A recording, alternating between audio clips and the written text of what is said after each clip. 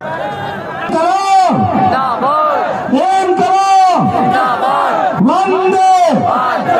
वंदे।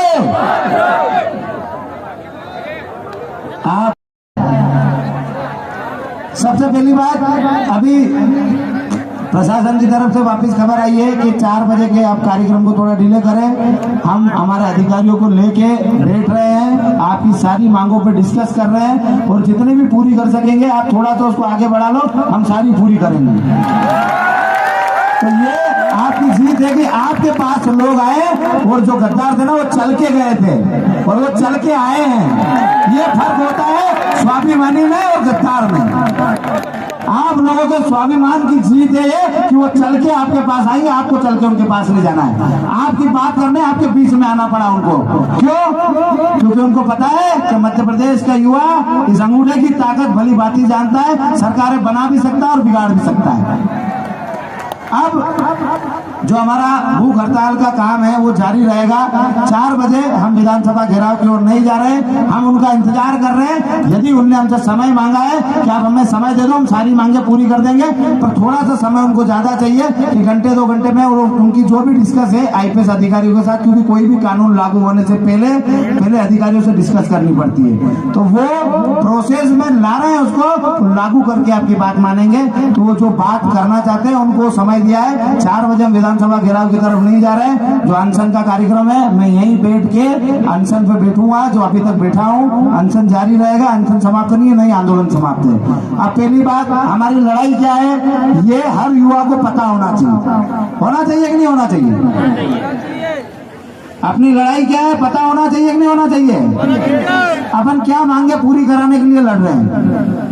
तो हमारी पहली मांग है आर्थिक आधार पे आरक्षण।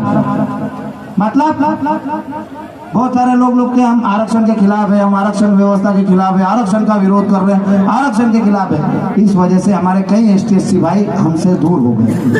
जिनके परिवारों ने हमारे पूर्वजों के लिए बलिदान दिए, त्याग किया, वो हमसे दूर चले गए। क्यों? क्योंकि हमारे खिलाफ गलत षड्यंत्र चलाए गए, गलत भावनाएं चलाई गई। हम चाहते हैं आर्थिक आधार पे आरक्षण हो। आर्थिक आधार पे आरक्षण होगा तो जो भी गरीब है, यदि राजपूत गरीब है तो उसको भी आरक्षण मिलेगा, ब्राह्मण गरीब है तो उसको भी आरक्षण मिलेगा, यदि जैन गरीब है तो उसको भी आरक्षण मिलेगा, यादव गरीब है तो उसको भी मिलेगा, जाट गरीब है तो उसको भी मिलेगा, पाटीदार गरीब है तो उसको भी मिलेगा, गुर्जर गरीब है तो उसको भी मिलेगा। जितने भी जनरल OBC या ST/SC की जातियां हैं सभी को आरक्षण का लाभ मिलेगा, जातिगत न होकर आर्थिक रूप से। जो गरीब होगा वो उसका लाभ लेगा और जो अमीर होगा वो स्वतः ही उस आरक्षण की प्रक्रिया से बाहर हो जाएगा। हमने उसमें मांग भी व्यवस्थित करी है कि जिनकी 8 लाख से ज्यादा आय है उनको उस आरक्षण व्यवस्था में नहीं रखा जाए। तो हमारी लड़ाई जाति से नहीं है, सिस्टम से है कि सिस्टम बदला कैसे जाए, क्या सुधार होने चाहिए आरक्षण में। तो हमने हमारी बात रखी कि आरक्षण को इस प्रकार से लागू किया जाए। दूसरी मांग है हमारी ST/SC का प्रावधान, यहाँ का प्रावधान नहीं है। यदि आपकी किसी ने झूठी भी रिपोर्ट, हम ये चाहते हैं कि यदि कोई अन्याय करे तो जेल कर दो, कोई तकलीफ नहीं, पर बहुत ये राजनीतिक षड्यंत्रों का शिकार होना पड़ता है। आप हम सब उस एक्ट से प्रताड़ित है और उसको जो दुश्मन होते हैं या जो राजनीतिक लोग होते हैं वो किसी युवा का भविष्य खराब करने के लिए उपयोग करते हैं। तो हम चाहते हैं कि उसमें जांच का प्रावधान हो, पहले जांच हो फिर गिरफ्तारी हो। यदि वो दोषी है तो उसको जेल कर दो, सजा कर दो, पर यदि वो दोषी नहीं है, निर्दोष है, तो उसको बाइज्जत बरी करके उसको मुकदमा ही दर्ज नहीं है। ये हमारी मांग है।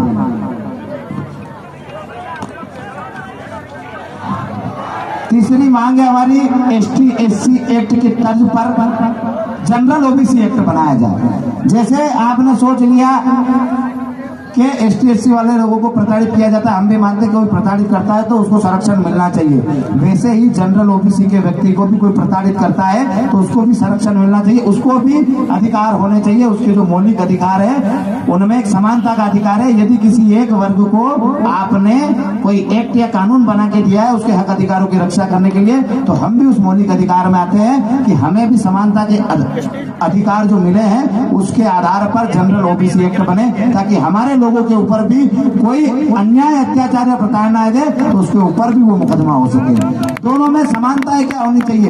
बेटी किसी की भी हो, किसी भी धर्म की हो, किसी भी जाति की हो, यदि उसके साथ गलत होता है तो उसको फांसी की सजा मिलनी चाहिए, न कि एक जाति विशेष को देखकर उसको रकम मिलनी चाहिए और एक जाति विशेष को देखकर एफआईआर भी नहीं होनी चाहिए।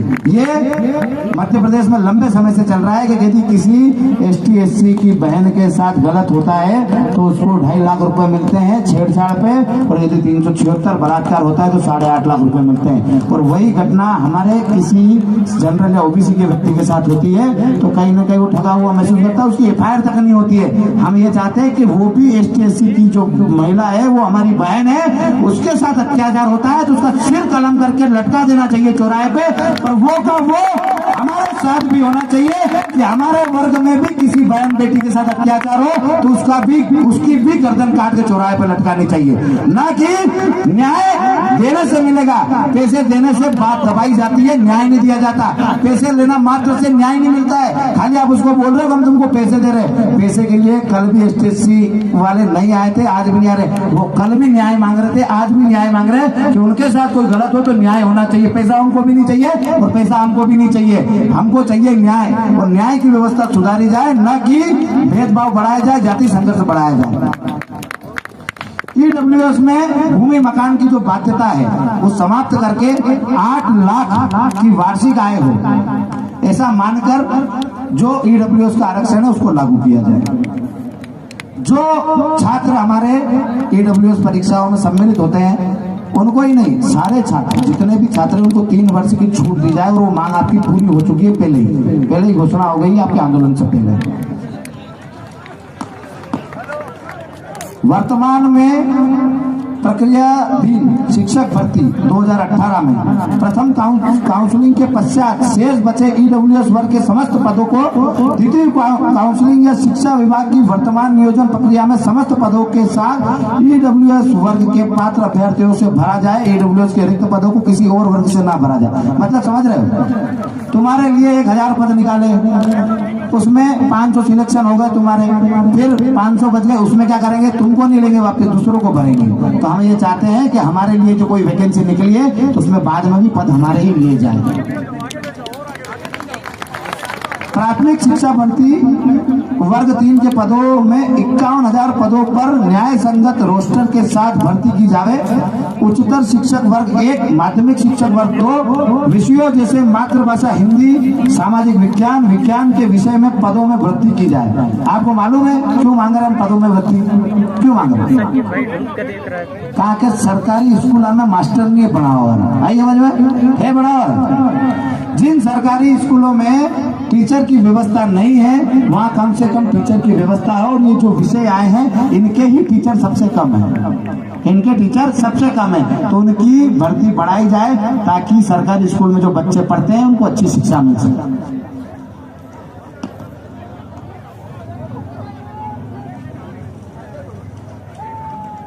भर्ती कानून बनाया जाए, ये 7वीं मांग है हमारी, पूरे राज्य में मिल चुकी है। आपको पहले ही जब हमने आंदोलन करा था बीच में ही आपकी मांग पहले पूरी कर दी गई थी, उसके बाद सारे षड्यंत्र चालू हुए, इस मांग आपकी पहले ही पूरी हो गई। अब 10वीं मांग बहुत बड़ी है, अतिथि शिक्षकों को विभागीय परीक्षा लेकर नियमित किया जाए। वर्ग 1 एवं वर्ग 2 की शिक्षक भर्ती 2018 जिन अतिथि शिक्षकों के कार्य अनुभव पूर्ण थे उनके अतिथि शिक्षक अनुबंध 2020-2021 तक मान्य कर अतिथि कोटे को 25% का लाभ दिया जाए। महानुभावों को भी योग्यता के आधार पर नियमित किया जाए। रोजगार सहायक, जो सहायक सचिव होते हैं ना, एक तो अतिथि शिक्षक हो गए, एक सहायक सचिव हो गए। कोरोना स्वास्थ्य कर्मियों व मध्य प्रदेश राज्य एड्स नियंत्रण के संविदा स्वास्थ्य कर्मियों को समान कार्य समान वेतन और नौकरी की सुरक्षा दी जाए, उनको नौकरी से न निकाला जाए, और वेतन और नौकरी की सुरक्षा दी जाए, उनको नौकरी से न निकाला जाए और उनको नियमित किया जाए। मध्य प्रदेश के सभी बिजली विभाग सहित सभी विभागों में कार्यरत आउटसोर्स कर्मचारियों को भी योग्यता के आधार पर नियमित किया जाए।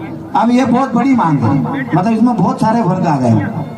अतिथि शिक्षक आ गए, रोज जितने भी संविदा वो आ गए हैं, और जो विद्युत मंडल में सोचते हुए किसानों की फसलों के पूरा का पूरा अपनी खेती पे निर्भर, बेचना है, सोयाबीन बेचना है या लहसुन बेचनी है। यदि बच्चा बीमार हो गया तो भी खेती का कोई सामान बेच के ही वो लाएगा।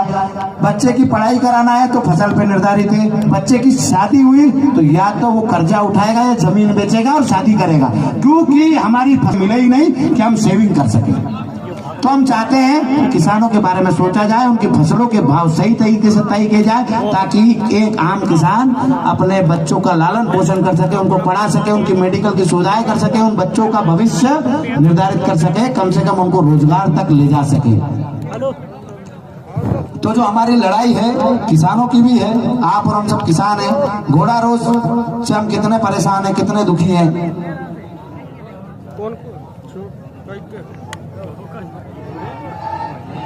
ये आप कर दीजिए।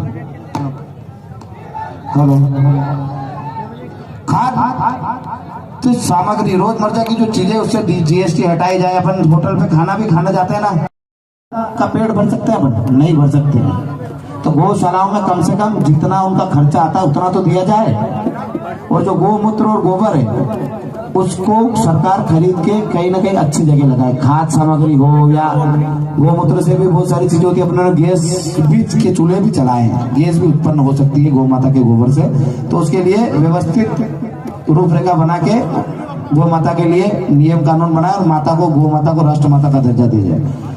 अब एक मालूम तो है, सही अपने मुख्यमंत्री जी 4-5 बार घोषणाएं कर चुके हैं। पद्मावत मूवी में जितने भी मुकदमे हुए वापस लिए जाते हैं, पर अभी तक नहीं हुए। तो हमने फिर कहा कि पद्मावती फिल्म के विरोध में वह किसान आंदोलन में जितने भी दर्ज मुकदमे हैं वो वापस लिए जाए, क्योंकि किसान भी हमारे आपस के ही थे, हम में से ही थे। तो पद्मावत मूवी और किसान आंदोलन में जितने भी मुकदमे दर्ज हुए थे वो वापस लिए जाए सरकार के द्वारा, क्योंकि अनीति के द्वारा वो मुकदमे बनाए गए थे। वो अन्याय और अत्याचार के खिलाफ लड़ रहे थे। उन लोगों पे भी आप मुकदमा करोगे तो अन्याय और अत्याचार के खिलाफ लड़ेगा कौन? इस तानाशाही को नहीं झेलेंगे, इसलिए इन सारे मुकदमों को वापस लिया जाए। मध्य प्रदेश की भर्तियों में जहां के युवाओं को ही प्राथमिकता दी जाए, अन्य राज्यों के अभ्यर्थियों को